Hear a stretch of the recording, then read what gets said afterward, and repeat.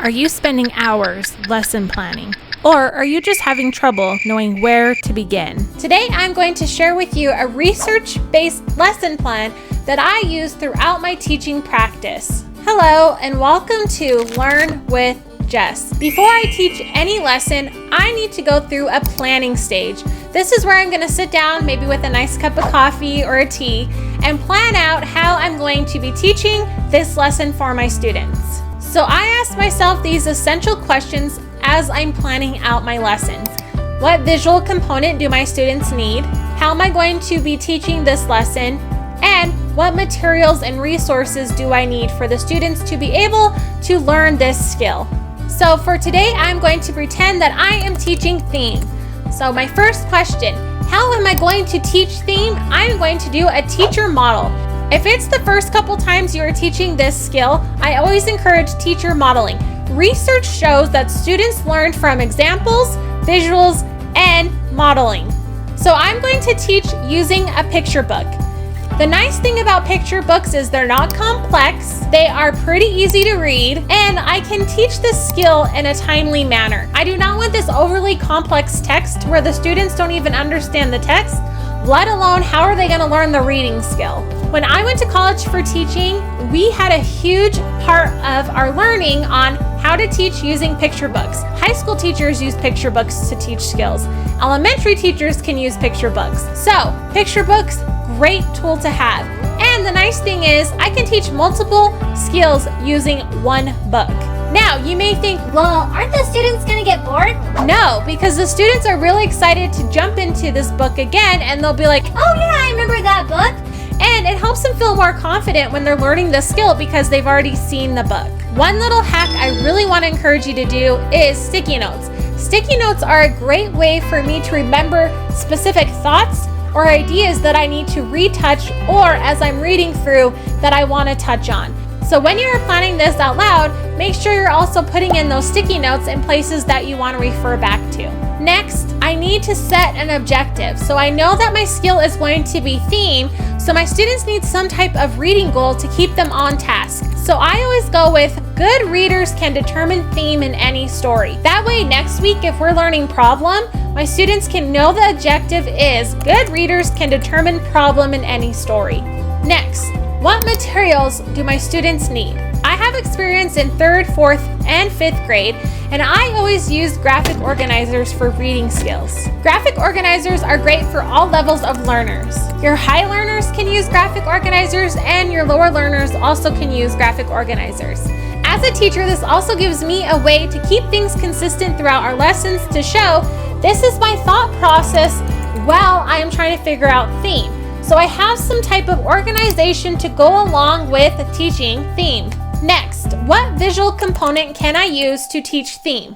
So again, we want to have some type of visual for students to refer to. The nice thing about this is you can go onto Pinterest and look up theme anchor chart, and there are hundreds of ideas on there. I like to pick and pull what I find that is effective for my students and then copy that onto a bigger piece of paper so that my students can visually see what theme is. If I am teaching theme for the first time, I'm not going to show the anchor chart right away. I first need to front load what theme is. So we'll talk about that in the next part. I have all my components except what my students are going to need. So they need a graphic organizer and they need 2 different texts. They need one text to practice with a partner or independently, and then they will need another text for my formative assessment. So for my reading curriculum, I would use the workbook provided for them to work with a partner or independently, and then I'm going to have them use the textbook to get my formative assessment. And the nice thing about this is they have the same graphic organizer throughout the whole entire lesson.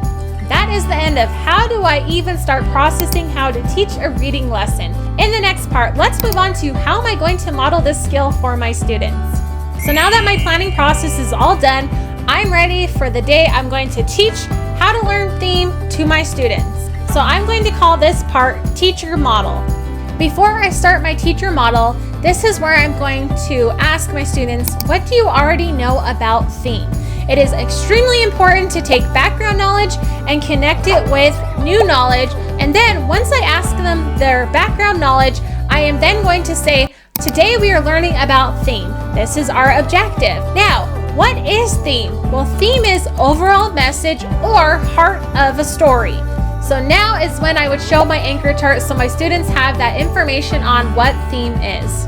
It's always a great idea to add in a hook so students can get excited for what we're going to be doing. So I may ask them, have you ever read a book and you thought, wow, that's a great lesson? Or have you ever connected with the character and thought about how you learned something the character learned? So you always want to ask these questions that connect back to them. So again, that would be my essential question or my hook.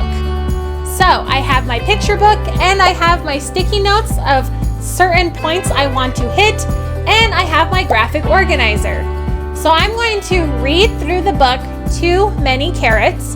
Then once I'm done reading, I'm going to model using my graphic organizer, how can good readers determine theme? I'm going to be thinking out loud.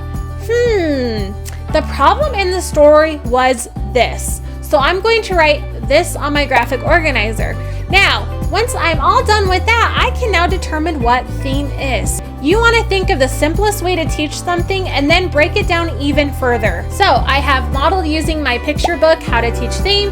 I filled out my graphic organizer in front of my students, and I was thinking out loud during the whole entire process. Now it's going to be their turn soon. So I'm going to tell them, okay, that was the teacher model.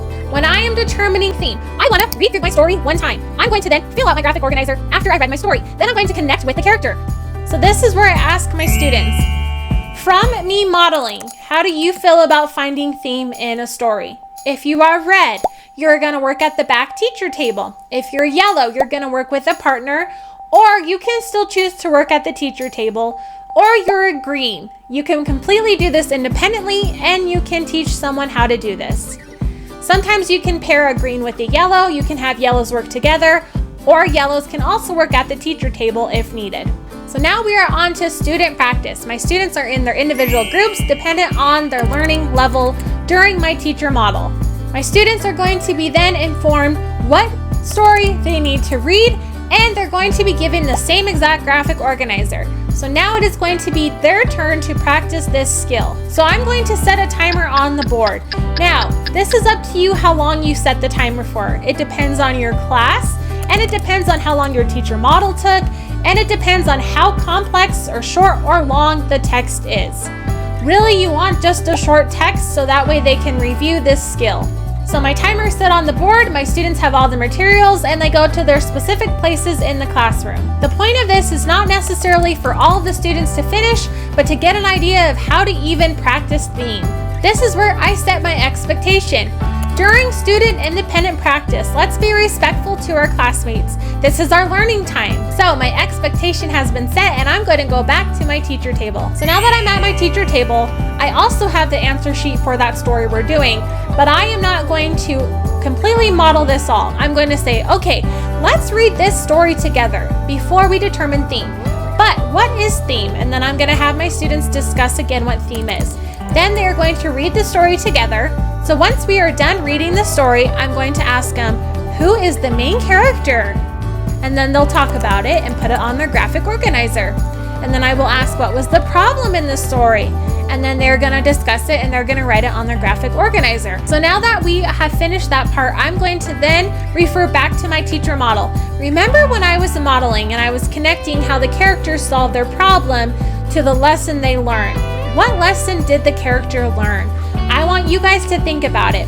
Then at this time, I'm going to get up from my teacher table and I'm going to then walk around the room. I am checking to see how my other students are doing, what their answers are, and if they have any questions. So I'm going to go over to some of my students and I'm going to say, okay, what did you guys find theme was? And they will tell me, oh, well, we thought theme was this. Now, the cool thing about this is, you know, in reading, there can be many different themes. So as long as they have that text evidence to support it, I will let them keep their answer because, again, there's nothing wrong with having different perspectives. And then on my answer sheet, I'm going to write down who was correct in theme and maybe somebody else who had a different example of theme. If I'm walking around the room and I'm seeing that some students are incorrect, I'm going to say, was that really the problem in the story? Since you have already read the story and you have the answer sheet, you can quickly go through and see who's still having trouble. So again, this is a quick check-in with the rest of your class. Now, here's a hint. Your timer goes off and nobody's done and they're still behind. This allows you to adjust. Hey, I see everybody is still working. Let's give it 5 more minutes. However, if more than half of your class is done and there's only a couple groups that are not finished, that's okay. Tell them the point is not to finish this, but to practice. So now I am finished with my student practice. Let's jump into student review. So my students have their graphic organizer and the story that they had to read. So we are going to read the story together, and then I'm going to discuss some of my ideas, and then I'm going to pull a student who filled out the graphic organizer correctly to come up and model how they found theme. So I am not modeling again how to find theme. I'm going to have a student model how they found theme, and I'm also going to pull another student who may have had a different idea, also talk about what they came up with. And then I'm going to ask my students, what did you learn about finding theme? What were some things that were helpful? What were some things that were not helpful? And I'm going to have my students discuss this with the rest of the class. Another hint is if you are having a student come up and model how they found theme, I had a document viewer, so I'd have them put their graphic organizer under the document viewer and have them talk step by step how they found theme. So that way, again, you're not spending time rewriting this or having them rewrite the whole thing. And then after all that, I'm going to ask my students, what questions do you have for me? And then I'll answer any questions that the students may have. Then I do another teacher review. So I'm going to say, when I was reading out loud the story, I was looking for the problem. I was looking how the character solved the problem. And from that, I have to figure out what did my character learn? And then I'm going to connect that with theme. Now it's time for them to have a formative assessment. This is where I'm going to be taking a grade. So now I'm going to go ahead and tell them what story they need to read, and they will now have a graphic organizer. Now, how can you differentiate this part?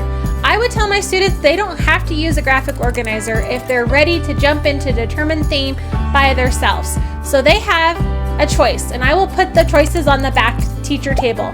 They can grab a graphic organizer, or they can use a lined piece of paper and write the theme is. Because I'm not looking to see how well they organize their thoughts on the graphic organizer, I just want them to know theme. So I give them time to complete this, and usually how my classroom was set up is after my reading lesson was silent reading. So once they're finished and they have turned in that assignment to the bin, they jump right into their silent reading. So if a student has a question, I might help them process how to get to the answer, but I am not going to give them the answer because again, they have to do this independently.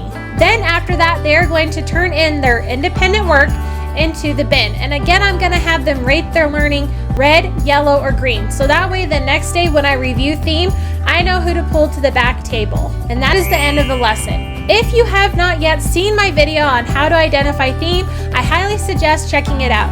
In that video, I model how I would teacher model finding theme. You can also put it on your smartboard or a screen and have your students follow along. In the description, I will also include the graphic organizer I use and the lesson plan on how to identify theme. If you use this lesson plan, I promise you it will create a really nice flow in your classroom. It will get rid of behavior problems because the students know what is expected, and it'll create less planning time. So remember, if you stick with this, it'll get easier through time, and it's nice because it's consistent. You can have this model for almost all reading skills. So remember, having a consistent lesson plan is only one part of classroom management. Check out my other video, 3 tips to promote positive classroom behavior. And I will see you in my next video. Have a beautiful day. Bye.